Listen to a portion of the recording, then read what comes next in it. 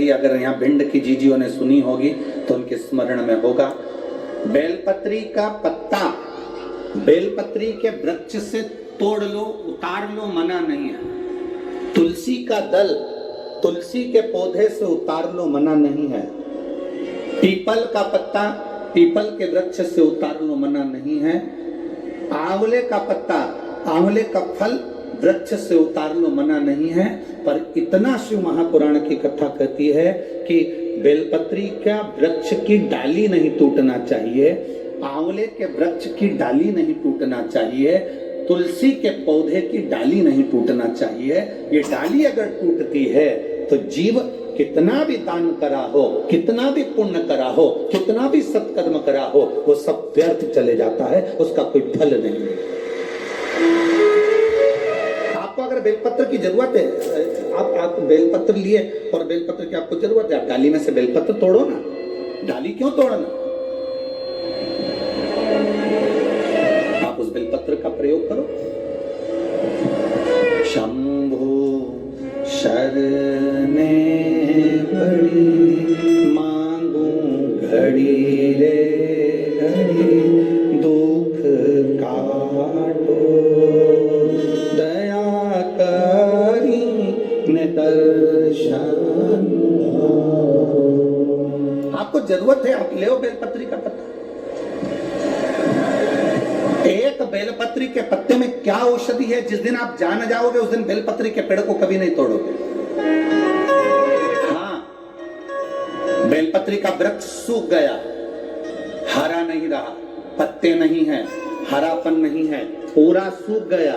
बेलपत्री के वृक्ष को बजा कर देखो, पूर्ण तरह से अगर सूख गया है, तब उसकी जो जड़ निकाली तुमने, उस जड़ को निकालकर इधर उधर फेंकना नहीं, उसका चंदन बनाकर एक मुठिया बनाकर तैयार रखो।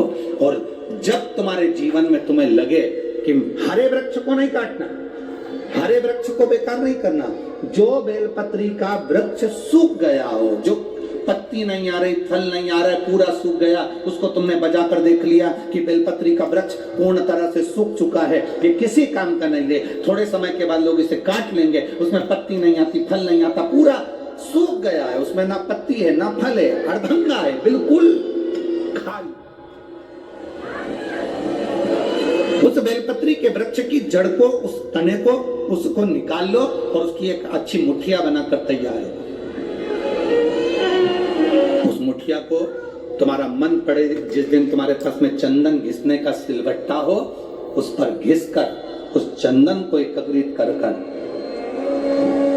एक प्रदोष, एक शिवरात्रि हर महीने आती है, प्रदोष हर महीने आती है, सोमवार की अष्टमी 2-3 महीने में जरूर आती है। अगर आपने प्रदोष के दिन शंकर भगवान को बेलपत्री का चंदन लगाया है, शिवरात्रि के दिन आपने बेलपत्री का चंदन लगाया है, और यदि सोमवार की अष्टमी के दिन बेलपत्री का चंदन लगाया है, इन तीनों डब्बी को आप अलग अलग कर लीजिए।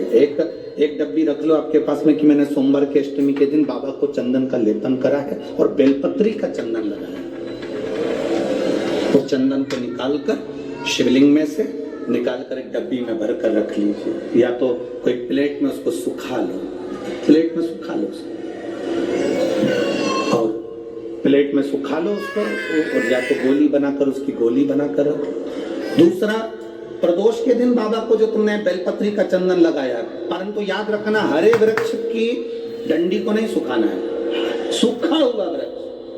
और यदि आपने प्रदोष के दिन का चंदन बनाया है तो उसको बाबा पर लगाकर उसके लेपन को आप निकालकर उसकी गोली बनाकर रख लीजिए। तीसरा, शिवरात्रि के दिन आपने बाबा को अगर बेलपत्री का चंदन लगाया है तो उसको शिवलिंग पे से उतार कर उसको प्लेट में सुखाकर उसकी गोली बनाकर रखिए।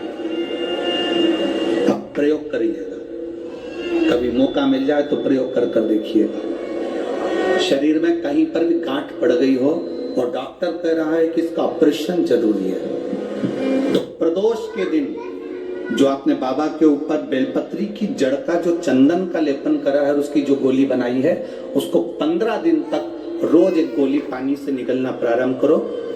कुंदकेश्वर महादेव का नाम लेकर उस गोली को खाना प्रारंभ करिए। आपको 15 दिन के बाद डॉक्टर से जांच कराने के लिए जाइए, गठान धीरे धीरे गलना प्रारंभ हो गई है,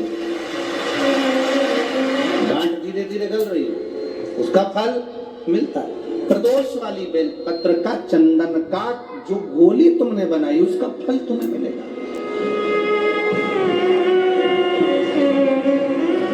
अब सोमवार की अष्टमी के दिन का जो चंदन है, बाबा को जो तुमने बेलपत्री का चंदन का जो लेपन करा है, देखिए डॉक्टर हनुमान जी के यहाँ पर ये कथा चल रही है। करने वाला डॉक्टर हनुमान जी हैं, कराने वाले डॉक्टर हनुमान जी हैं, और सुनने वाले डॉक्टर हनुमान जी हैं, और बोलने वाले भी डॉक्टर हनुमान जी हैं। कर लिया वो आपके ऊपर। दूसरे नंबर पर है सोमवार की अष्टमी के दिन का चंदन, जो आपने बेलपत्री के जड़ को घिसा है। फिर कहूंगा, इस बात को विशेष बार बार कह रहा हूं कि हरे पेड़ को मत काट लेना, हरे पेड़ को नहीं। जो पेड़ पूरी तरह से सूख गया, ना पत्ती ना फल, उसको बजा कर देख लो कि ये पेड़ पूरा सूख चुका है, तब उस पेड़ की जड़, जो जिसको लोग काट कर ले जाने वाले हैं, बाहर फेंकने वाले, उसकी जड़। दूसरे नंबर पर है सोमवार की अष्टमी के दिन आपने जो बाबा को लेपन करा है, बेलपत्री की जड़ का चंदन बनाकर लेपन करा है, उसकी जो गोली है, अगर बच्चा 8 साल का हो गया, 9 साल का हो गया, 10 साल का हो गया और वो गंदगी कर रहा है, बिस्तर पर गंदगी कर रहा है, सुसु कर रहा है, या अचानक उसको भय हो जाता है, या किसी ना किसी तरह से उसको रोग ग्रसित हो जाता है, उस बच्चे को भी आप छोटी सी गोली हफ्ते में केवल एक बार, जो सोमवार की अष्टमी के दिन जो आपने चंदन का लेपन करा है, हफ्ते में एक बार उस गोली को बच्चे को पीस कर पानी के साथ देना प्रारंभ करो। आपको धीरे धीरे उस बच्चे में आनंद की अनुभूति हो जाएगी, गंदगी नहीं कर सकता। तीसरे नंबर पर है शिवरात्रि के दिन जो हमने बाबा को बेलपत्री के चंदन का लेपन करा। शिवरात्रि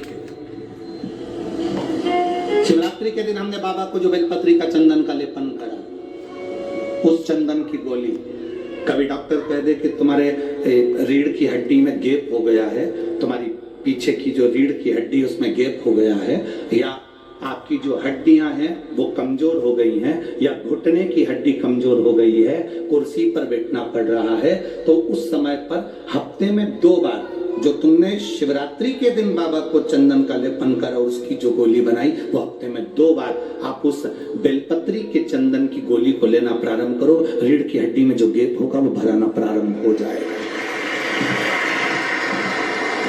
शिव तत्व है। हमने गोली का क्यों बोला? हम बोल रहे थे कि चंदन को तुम बस ऐसे चाट लो, पर गोली इसलिए कि वो सूख जाएगी, तो वो आपके काम में आराम से आ सकती है।